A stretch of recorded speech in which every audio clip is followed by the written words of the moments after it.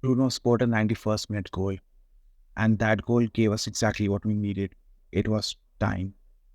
Erik Ten Hag needed time for the squad more than anything. With all of these, Ten Hag out, media, the leaks, and the manager change news, Ten Hag needed some relief. He needed some time. And this Bruno goal gave us exactly that. Listen, I know the match was bad. I know the team was playing really bad.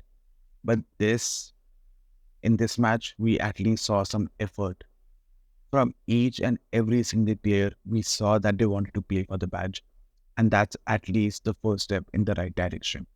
Bruno just scored a captain's goal when the team needed him the most, when the team needed a victory the most. Because even if we just drew the match at nil, there would still be immense pressure on the team and on Ten Hag especially.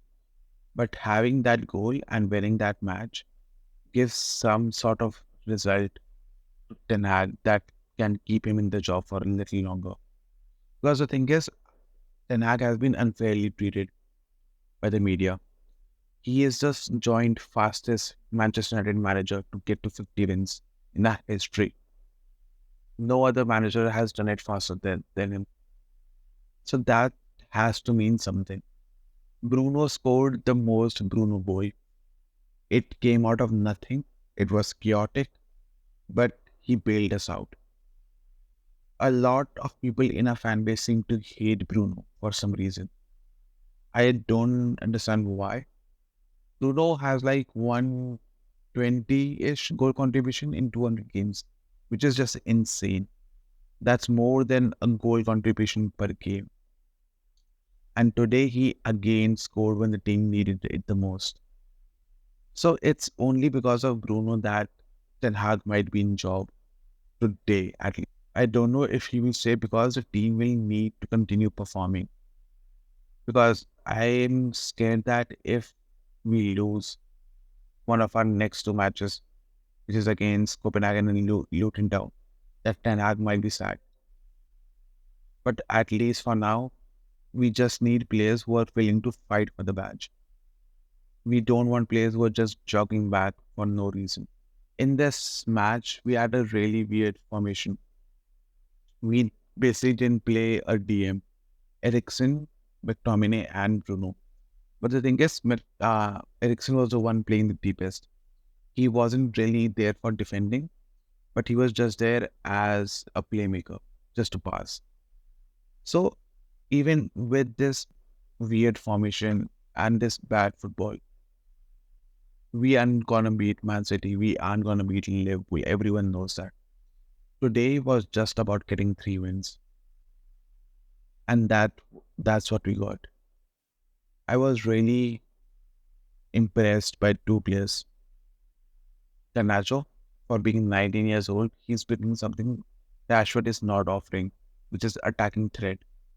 And the second is Maguire.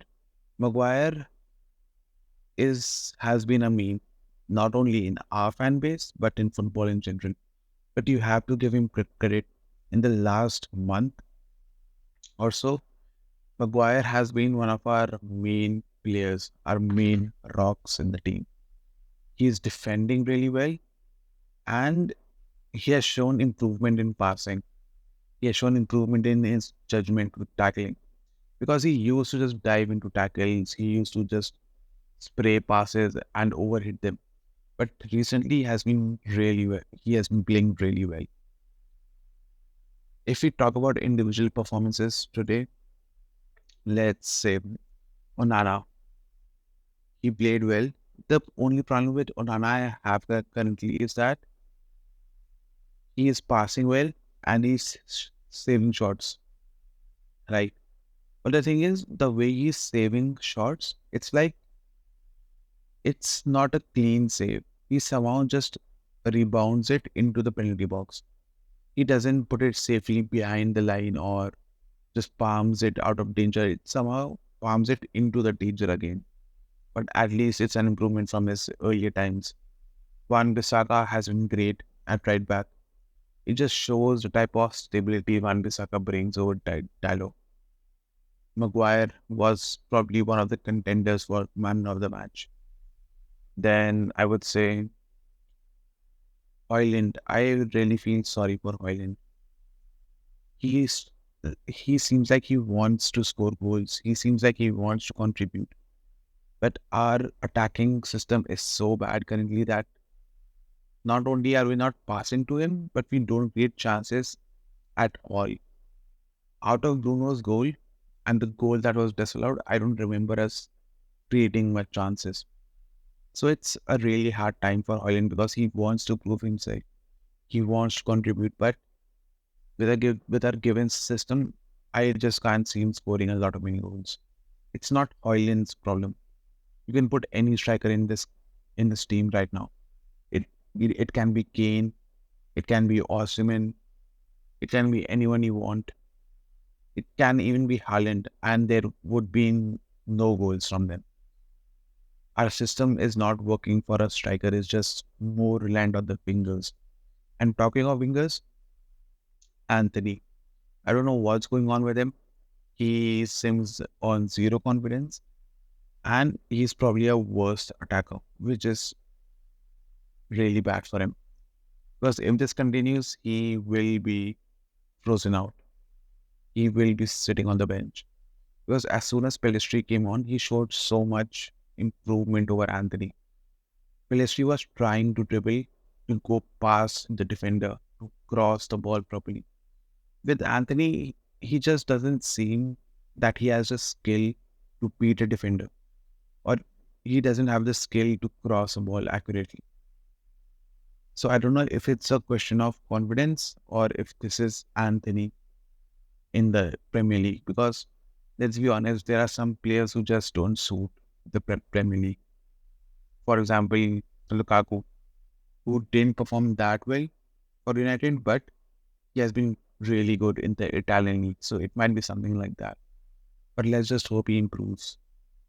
Other than that, I would like to say that Mount, I don't know what role he's going to play, but it feels like he's just adapting to United for now. I would like to believe that Ten Hag is not playing Mount because he is too set in Chelsea's play style. And because United is very different with the environment and with the transition, I would like to think that that's the only reason why Ten Hag is not playing him. Because we can use something like Mount in place of Ericsson. I have two issues I want to talk about. One are the referees.